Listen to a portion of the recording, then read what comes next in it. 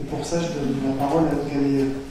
Elle est docteure en sciences du sport, elle est préparatrice mentale, elle sait tout faire. Voilà. Elle s'appelle Ella. Merci. Merci Nicolas. Donc, je ne sais pas si je sais tout faire, mais je vais essayer de vous présenter ce soir une technique particulière de la préparation mentale, à savoir donc la routine de performance. Alors tout d'abord, pourquoi s'être intéressé à cette technique? Parce qu'elle présente deux raisons. Enfin, il y a deux raisons principales pour lesquelles il était intéressant ce soir de parler de cette technique plutôt que d'aller en choisir une autre, parmi toutes celles que Marc a pu vous lister tout à l'heure. Donc, cette technique de routine de performance présente de multiples intérêts en termes d'aide à la performance, puisque, à elle seule, elle rassemble différentes techniques de préparation mentale. Donc, par exemple, la visualisation, des techniques respiratoires, des techniques sur le discours interne, etc. On reviendra dessus tout à l'heure. D'autre part, cette technique de routine de performance permet en fait aux sportifs de devenir autonomes lors de ces compétitions. Et comme vous disait Marc tout à l'heure, c'est important pour nous de présenter un travail où on montre bien que le préparateur mental ne va pas être une béquille constante pour l'athlète, mais au contraire, juste une personne qui va l'aider à devenir autonome au moment de ses épreuves sportives, au moment de la compétition.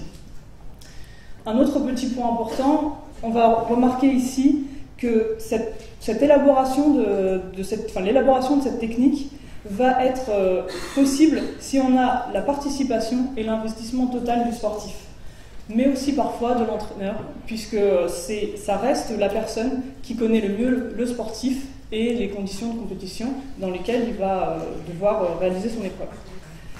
Alors tout d'abord, je voulais revenir sur la définition de la routine de performance, et je vous propose deux définitions qu'on peut trouver dans la littérature. Donc si je reprends celle de Nadine Debois, elle parle d'une séquence ordonnée de pensée ou d'action relative à la tâche qu'un athlète engage systématiquement avant d'effectuer son épreuve. Autrement dit, il s'agit donc d'une stratégie dont l'objectif va être de préparer méthodiquement l'entrée dans une action qui va être perçue comme anxiogène. Par exemple, la compétition sportive. Toutefois, il est important de ne pas confondre la routine de performance et des actions, on va dire, qui pourraient être attachées à un rituel ou à du fétichisme. Ici, je vous ai proposé un exemple de routine qui a été mise en place avec un nageur de niveau national. En noir, on retrouve les moments clés de la compétition. Donc, on part de l'échauffement jusqu'au moment où le sportif se retrouve à côté du plot. Vous avez donc différents moments qui sont listés. Et à chaque moment, le sportif a identifié des activités comportementales qui vont être nécessaires pour lui, qui vont être rassurantes à mettre en place à ces moments-là. À côté, on a listé également des activités mentales qui vont pouvoir être mises en association avec ces activités comportementales. Donc je reviendrai dessus ultérieurement et on verra comment on a réussi à élaborer cette routine et comment on a réussi à la rendre spécifique à ce sportif. Alors je voulais revenir sur une question primordiale. À qui va s'adresser cette technique?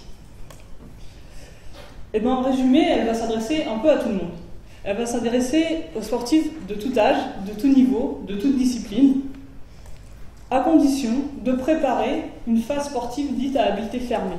Donc avant une course, avant un passage à la poutre, avant un service au tennis, avant un penalty, que ce soit au foot, au hand, etc., vous avez des moments où on sait exactement comment vont se dérouler les choses, et là, à ce moment-là, on peut mettre en place donc, des techniques, une routine de performance qui vont permettre au sportif d'être le plus efficient possible au moment où il va devoir réaliser cette action, cette habileté.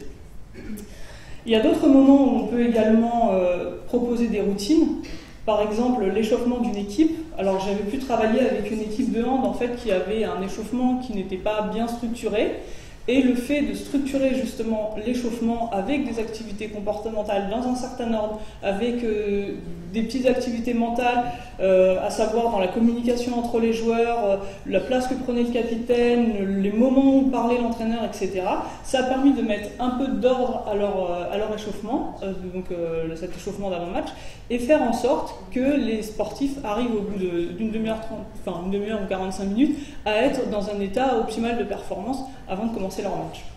Donc on peut aussi penser, dans les moments identifiés, à l'arrêt des matchs en cas de pluie, je pense par exemple au tennis, souvent ça arrive à Roland-Garros, il pleut, et bien quand les sportifs doivent se retirer et aller dans les vestiaires, on sait que ça peut être un moment, il va y avoir beaucoup de déconcentration, ou un moment peut-être où la personne va commencer à penser à son match et elle va en sortir. Donc là aussi, on peut essayer d'avoir des routines de performance qui font qu'on va rester justement bien dans sa compétition. D'autres moments où on peut créer des routines de performance, on a ce qu'on appelle des routines post-compétitives. Donc par exemple, pour un entraîneur de sport collectif, à la fin du match, je laisse mes joueurs aller faire un décrassage, ensuite je débriefe avec eux, ensuite je leur laisse un temps pour la douche, ensuite je leur parle individuellement. Enfin, voilà, comment est-ce que je peux organiser un petit peu la fin d'une compétition? Pour terminer, il y a certaines personnes aussi qui font des planifications pour les jours de compétition. Et là, on va totalement organiser la journée de compétition. Par exemple, pour une personne qui fait de la voile, il peut s'organiser en se disant le matin, je prends mon petit déjeuner tout seul, ça me permet de faire le vide, de ne pas ressentir de pression.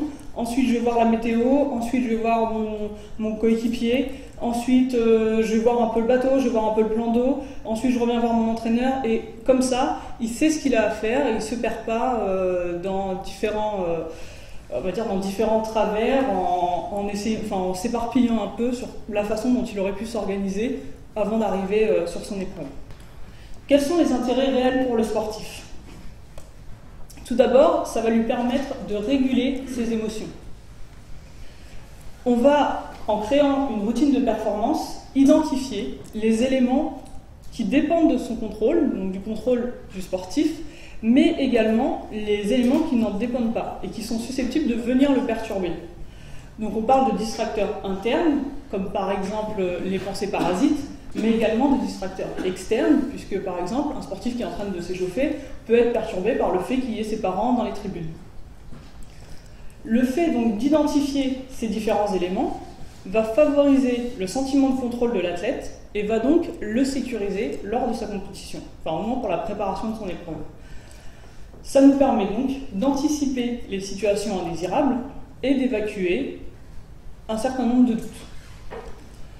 Cette identification de ces différents éléments va également permettre de faire en sorte que le sportif se focalise sur ce qu'on va appeler des éléments pertinents en vue de sa performance. Donc ces éléments pertinents peuvent être identifiés ici, soit avec le sportif lui-même, soit également avec l'entraîneur. On va revenir avec lui sur les points essentiels sur lesquels orienter son attention à des moments précis, à des moments clés, comme on a vu tout à l'heure, qui étaient répertoriés en noir. On dit donc qu'on va essayer d'occuper le sportif pour ne pas qu'il se préoccupe. En résumé, si on devait donc faire un point sur les réels intérêts de cette routine de performance, on peut dire qu'elle va préparer le sportif à l'action. Elle lui amène un sentiment de maîtrise de soi, mais également un sentiment de maîtrise de l'environnement, grâce à la réduction des incertitudes. Elle permet également de l'échauffer psychologiquement et physiologiquement, puisque la personne va, grâce à cet enchaînement de moments clés, à cet enchaînement d'activités comportementales et d'activités mentales qui lui semblent être pertinentes et importantes pour sa préparation, tous ces éléments vont faire que la personne va être dans sa zone d'activation optimale, ou en état de fonctionnement optimal, au début de sa performance, au début de l'épreuve. On dit donc qu'elle va être amenée dans un état de fluidité et de lucidité qui soit le plus efficient possible grâce à la mise en place de cette routine de performance. Alors, comment est-ce qu'on élabore une routine de performance? Quelles en sont ses caractéristiques principales?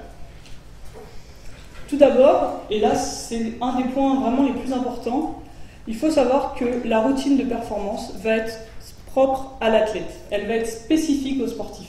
Il faut qu'elle soit basée sur son expérience et sur son vécu. Quand on commence un travail avec un sportif pour élaborer une routine de performance, on va partir de ce qu'il met déjà en place. On va analyser avec lui ses meilleures compétitions, ses pires compétitions, et on va essayer de repérer avec lui les moments clés d'avant-épreuve. Ça va permettre donc d'identifier les moments vraiment importants pour lui, les choses qu'il met déjà en place, Et ensuite, ce sera donc le travail du préparateur mental ou éventuellement de l'entraîneur de repérer un petit peu, si vous voulez, les points faibles de cette routine qu'il a essayé, lui, de mettre en place par expérience. Donc avec lui, on va voir s'il y a des moments un petit peu de flottement dans sa routine, s'il y a des moments qui ne sont pas clairement identifiés sur ce qu'il a à faire, et on va essayer justement d'améliorer ces moments. Donc là, on peut utiliser la vidéo et notamment l'autoconfrontation.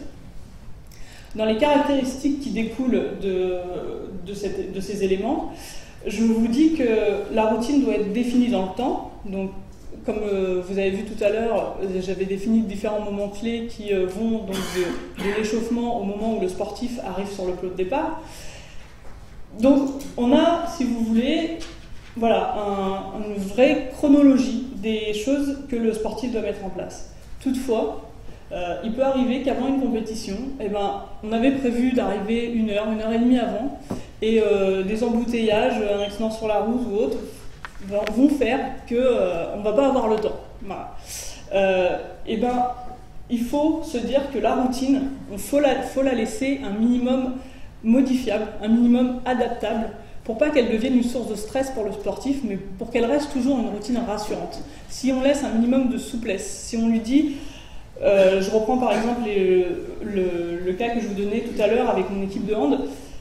Voilà, pendant 10 minutes on fait ça, pendant un quart d'heure on fait ça, pendant 10 minutes on va faire autre chose, on a un enchaînement, et finalement on arrive en retard, on n'a qu'une demi-heure et pas 45 minutes pour se préparer. Et on va peut-être enlever 5 minutes là, 5 minutes là, 2 minutes là, mais on va réussir à la réadapter. Et ça c'est important. C'est important que le sportif se dise j'ai pas tout fait, ou j'ai pas fait vraiment exactement mes 10 minutes, etc., mais je me sens quand même prêt. Voilà, donc toujours faire en sorte que ça ne devienne pas quelque chose de stressant si on n'a pas pu mettre en place l'intégralité de sa routine ou si on n'a pas pu vraiment la faire au pied de la lettre. Un autre point important, puisque la routine s'inscrit, on va dire, dans un environnement particulier, il va falloir qu'elle soit spécifique à la discipline. Autrement dit, il va falloir qu'elle prenne en compte le règlement. Je pense là à des personnes qui font par exemple de l'athlétisme. Avant un saut ou avant une course, vous avez un temps fixe pour se préparer, pour par exemple aller faire son saut en saut à la perche. On ne peut donc pas donner un temps de préparation, enfin un temps pour la routine qui soit supérieur à ce temps de préparation accordé par le règlement. Donc toujours faire en sorte que la routine soit bien compatible avec les règles de la compétition. Si je reviens ici donc sur mon tableau que je vous ai présenté tout à l'heure, on voit les différentes phases en noir, donc comme je vous disais, qui ont été identifiées par le sportif. On est resté sur des points qui lui semblaient pertinents dans sa façon de se préparer. Et vous pouvez voir par exemple sur la première ligne, c'est important pour lui de resserrer son shorty avant de monter sur le plot. Donc on a gardé cette ligne de « je resserre mon shorty » parce que lui, ça lui appartient, ça appartient à sa routine et on ne va pas lui enlever si c'est quelque chose de rassurant pour lui. Et on ne va pas le mettre à un autre endroit parce qu'il a l'habitude de fonctionner comme ça. Donc vous avez ici différents éléments, comme j'ajuste mes lunettes, qui sont placés vraiment au moment où le sportif en a besoin. On retrouve aussi sur le bord du bassin, j'écoute de la musique, ça va lui correspondre à lui, ça va par exemple ne pas correspondre à certains qui préfèrent au contraire parler avec leur coéquipier. Un autre point, la routine de performance, donc comme je vous disais, va être composée de différentes techniques de préparation mentale.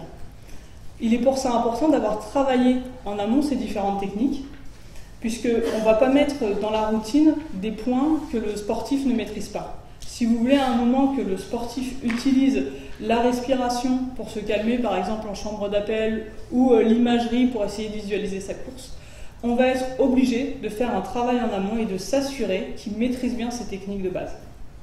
Donc, la routine de performance va intégrer, on va dire, plusieurs outils de préparation mentale qui sont propres aux sportifs et dont ils maîtrisent, on va dire, un minimum, qu'ils maîtrisent un minimum. Sur le tableau de tout à l'heure, vous retrouverez par exemple en chambre d'appel, imagerie mentale de la course idéale en accéléré. Donc pour favoriser les bonnes sensations, pour favoriser la confiance et la concentration, au lieu de s'intéresser à la taille des adversaires, comparé à ce que lui a pris plus de muscles que moi durant cette dernière année, etc., eh ben, on demande aux sportifs de se concentrer sur soi et d'essayer d'utiliser l'imagerie pour tout de suite se mettre dans la course et éviter qu'il s'éparpille. Vous avez aussi, au moment où il resserre son shorty, on lui demande également d'avoir un discours interne positif et dynamisant, où il a été chercher des phrases qui lui correspondent. Voilà, il me disait, avant la course, j'ai besoin de me dire que je sais faire, qu'aujourd'hui c'est pour moi, que c'est mon jour, etc. Donc, on a essayé de remettre ici des petites activités mentales qui ont lieu en même temps que donc, les différents comportements. Dernier point. Pour la routine, il faut savoir que cette routine, elle va pouvoir évoluer au fur et à mesure. Une fois que le sportif a commencé à identifier des choses, une fois que le sportif a essayé de remplir un peu la grille là, que j'ai pu vous proposer, il va la tester. Il va la tester à l'entraînement. Il va la tester sur des compétitions qui sont moins importantes. Et le fait de tester cette routine, le fait de tester cette routine va amener le sportif à la faire évoluer. Donc elle est perfectible et entraînable, et c'est vraiment important que le sportif prenne le temps de la tester en amont et ne se serve pas de cette routine juste pour arriver à son objectif. Voilà, je vais être à ma course de sélection, c'est là que je vais essayer de mettre en place ma routine. On ne peut pas fonctionner de cette manière-là, il y a besoin d'entraîner sa routine avant. Quelques erreurs à éviter dans l'élaboration d'une routine. Tout d'abord, l'idée de projeter le sportif soit dans le futur, soit dans le passé. On essaye de rester dans ce qu'on appelle donc le ici et maintenant. On appuie sur play quand la compétition commence et pas on fait des retours en arrière, on se projette sur le podium, etc. Non, on reste dans le ici et maintenant et on gère au fur et à mesure, on reste focalisé bien dans le présent. D'autre part, comme je vous disais tout à l'heure, il va falloir éviter donc, de mettre des éléments que le sportif ne contrôle pas. Important aussi, ne pas transposer la routine de performance d'un athlète à un autre. La routine marchait pour mon nageur. En aucun cas, je me serais permise d'aller voir un autre nageur et de lui dire « tu peux utiliser la routine, on va l'appeler Cédric, de Cédric, et tu vas voir, pour lui elle marche bien, donc essaye de faire pareil que lui ». Ne jamais s'amuser, entre guillemets, à utiliser la routine d'un pour la transposer sur l'autre. Enfin, comme je vous disais tout à l'heure, ne pas faire donc, de cette routine une planification qui va être trop rigide, ne pas tomber dans le rituel et faire en sorte que le sportif sente l'importance ou l'utilité, on va dire, de cette routine, mais pas que ça devienne indispensable de faire chaque action, comme je mets ma chaussette droite d'abord, etc. Et si je le fais pas, c'est la catastrophe. Voilà. En conclusion, ce que j'essaie de vous montrer, c'est que l'élaboration et la mise en place d'une routine peuvent être donc très bénéfiques à la performance, à condition de respecter certaines règles. D'autre part, ça va être important d'engager le sportif dans l'élaboration de la routine, puisqu'encore une fois, elle émerge vraiment de son travail, de ce qu'il met déjà en place, et de ce qu'il sait déjà faire et de ce qu'il ressent. Ça va être nécessaire d'accorder une place importante à l'entraînement mental, puisque si vous voulez rajouter des techniques respiratoires, si vous voulez rajouter de l'imagerie, etc., c'est des choses qui vont se travailler. C'est comme pour la préparation physique, c'est pas parce que je fais une dizaine d'abdos une fois que j'ai des abdos. Là, pour la préparation mentale, on est dans le même cas. C'est pas parce que je fais une fois une séance d'imagerie que je vais savoir faire de l'imagerie dans ma routine au moment où j'en aurai besoin. Donc, donnez la place, donnez le temps à... Voilà, pour acquérir vraiment l'habileté, pour savoir s'en servir. Dernier point pour les préparateurs mentaux, principalement qui vont travailler avec leurs sportifs, ça demande, cette élaboration de routine demande une connaissance minimale de l'activité et elle va donc nécessiter une maîtrise minimum de la pratique sportive. Comme je vous disais, elle peut être créée, on peut collaborer avec l'entraîneur pour la faire. Et l'entraîneur peut également, de son côté, faire en sorte d'améliorer la routine de ses sportifs grâce, encore une fois, à son observation au moment des compétitions, à l'autoconfrontation lors d'une fin de compétition. Voilà, on revoit avec l'athlète son épreuve et on lui dit, tu vois, à ce moment-là, tu n'étais pas dedans, qu'est-ce qui s'est passé, etc. Peut-être qu'on va pouvoir rajouter quelque chose, voilà, trouver une solution à ça, ou ça, il faut que tu évites de le faire, etc. Voilà. Je vous remercie de votre attention et si vous avez des questions,